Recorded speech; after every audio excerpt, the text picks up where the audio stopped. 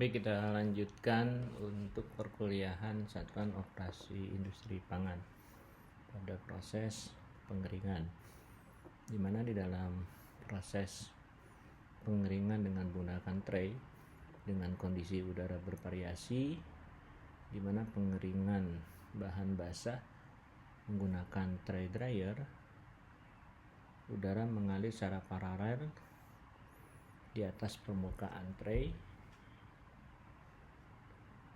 di mana kondisi udara tidak konstan,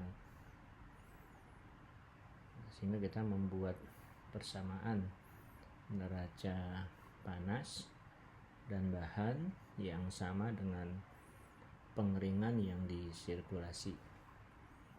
Maka suhu dan kelembaban udara yang keluar dapat ditentukan dengan persamaan dq sama dengan G dikali CS dikali 1 dikali B dikali diferensial temperatur.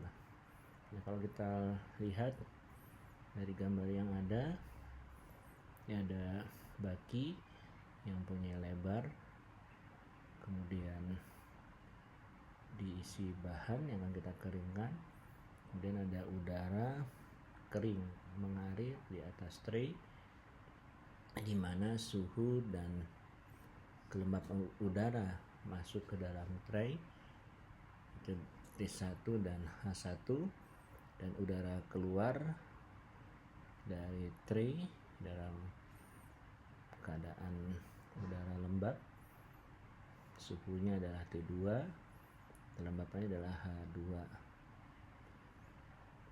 Jarak antar tray itu adalah B, kemudian laju alir udara kering adalah G, kilogram udara kering per detik meter kuadrat.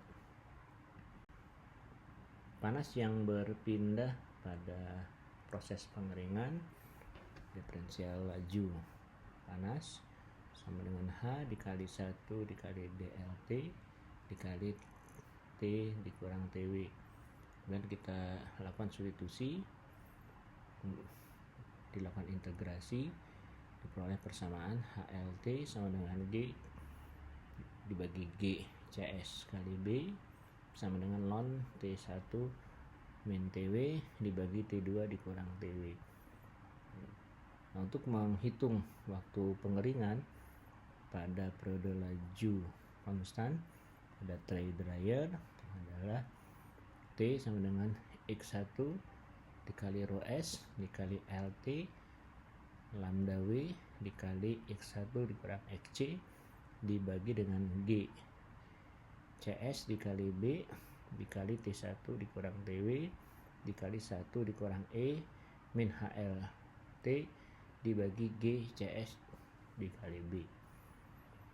Waktu pengeringan untuk periode laju menurun pada tray dryer persamaannya adalah T sama dengan X1 rho S dikali LT dikali lambda W dikali XC ln XC per X dibagi GCS dikali B T1 dikurang TW dikali 1 dikurang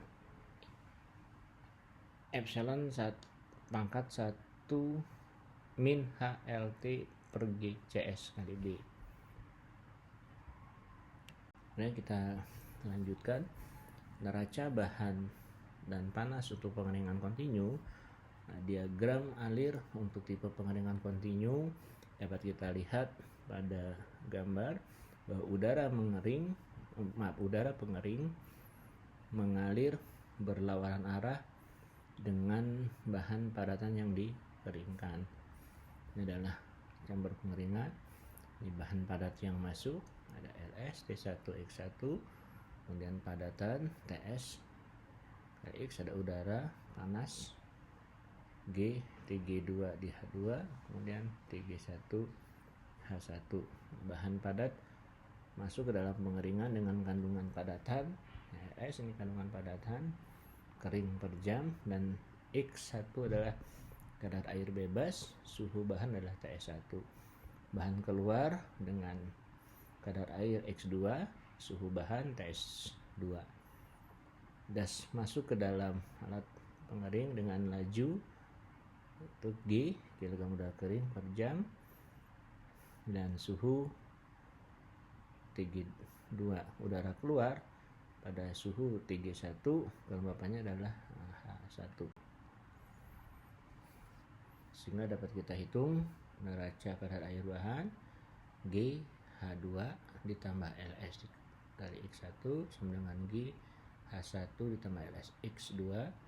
Untuk neraca panas dipilih suhu dasar T0 derajat Celcius, entalpi bahan basah sama dengan entalpi bahan kering ditambah entalpi air bebas. Kemudian ke humid panas atau panas lengas atau dikenal dengan CS, itu sama dengan 1,005 ditambah 1,88 dikali H dikali kelembapan.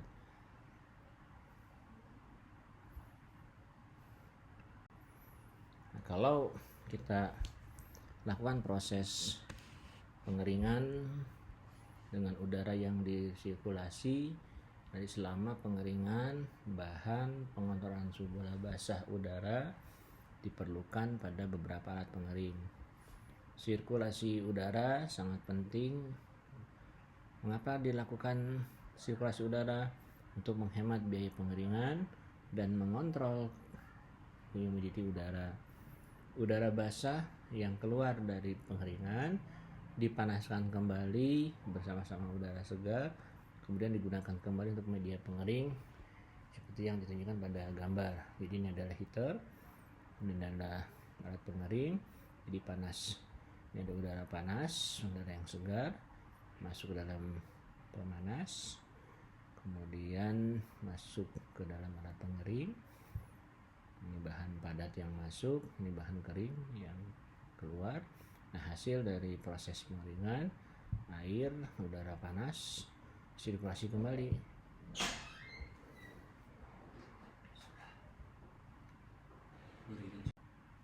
Nah, selanjutnya untuk campuran dipanaskan sampai mencapai suhu TG4.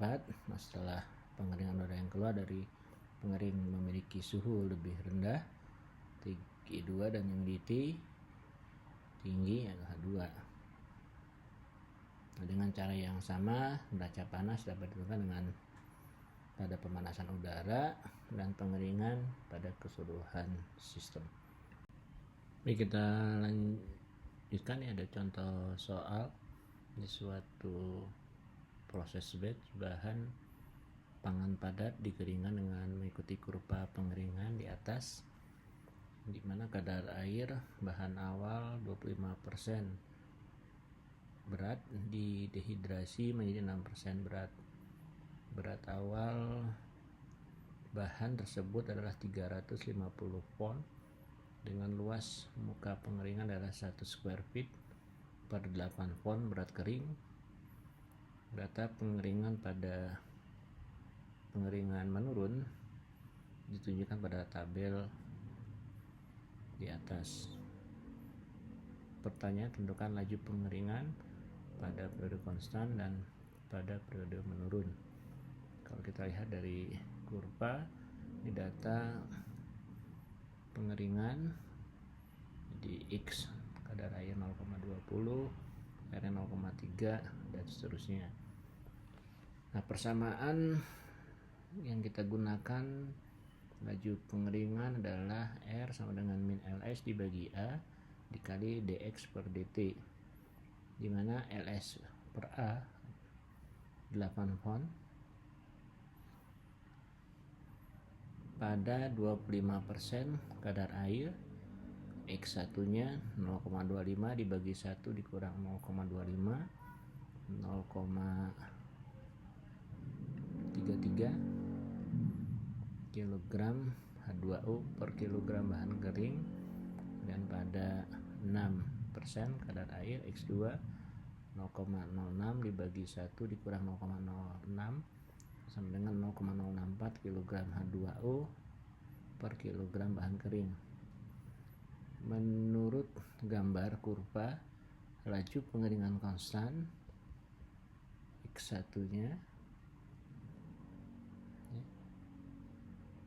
di 0,33 menjadi kadar air kritisnya adalah 0,2 kg air per kilogram bahan kering. Nah, dengan laju pengeringan 0,3 pon teruapkan per jam square feet. Lama waktu periode konstan T integral batasan 0T dt ls per A x1 xc dr, di mana R sama dengan RC sebesar 0,03 pon teruapkan per jam square feet, sehingga T sama dengan ls per A x1 dikurang xc per RC. Ini 8 dikali 0,33 dikurang 0,2 dibagi 1 dikali 0,30, sehingga waktu pengeringan konstan 3,54 jam. Pada periode menurun Xc 0,2 menjadi X2 nya 0,64. 0,02 laju pengeringan menurunnya 0,064 persamaan waktu integral 0 dt ls per A xc x2 dx per r, sehingga luas kurva yang di bawah grafik adalah 1,06, jadi T 8 per 1 dikali 1,06, ini luasnya. Jadi laju pengeringan menurun 8,48 jam, sehingga lama waktu pengeringannya 12,02 jam.